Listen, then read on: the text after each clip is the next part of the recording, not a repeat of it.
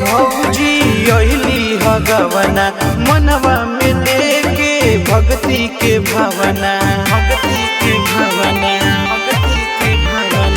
अभी तो भौजी अइली हगवना मनवा में लेके भक्ति के भावना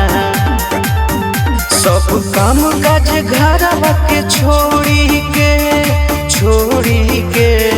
दोनों हाथ भौजी जोड़ी के नचली चुनरिया ओढ़ी के दोनों हाथ भौजी जोड़ी के नचली चुनरिया ओढ़ी के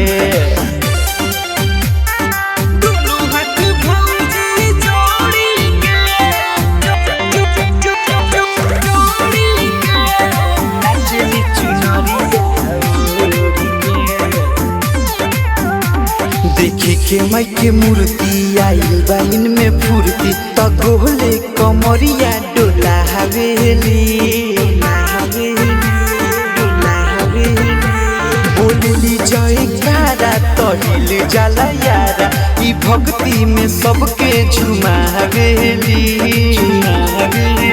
सब घरवा के बंधन तोड़ी के दोनों हाथ भौजी जोड़ी के नचली चुनरिया ओढ़ी के दोनों हाथ भौजी जोड़ी के नचली चुनरिया ओढ़ी के दोनों हाथ भौजी जोड़ी के नचली चुनरिया ना भैया से डेराली न केहू से लजाली भौजी भैली भक्ति में महगन हो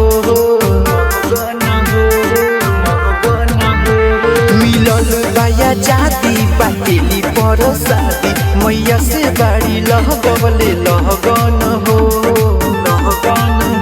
पिए भक्ति के रसवा घोरी के दोनों हाथ भौजी जोड़ी के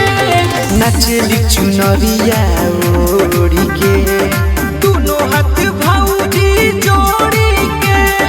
नचली चुनरिया ओढ़ी के।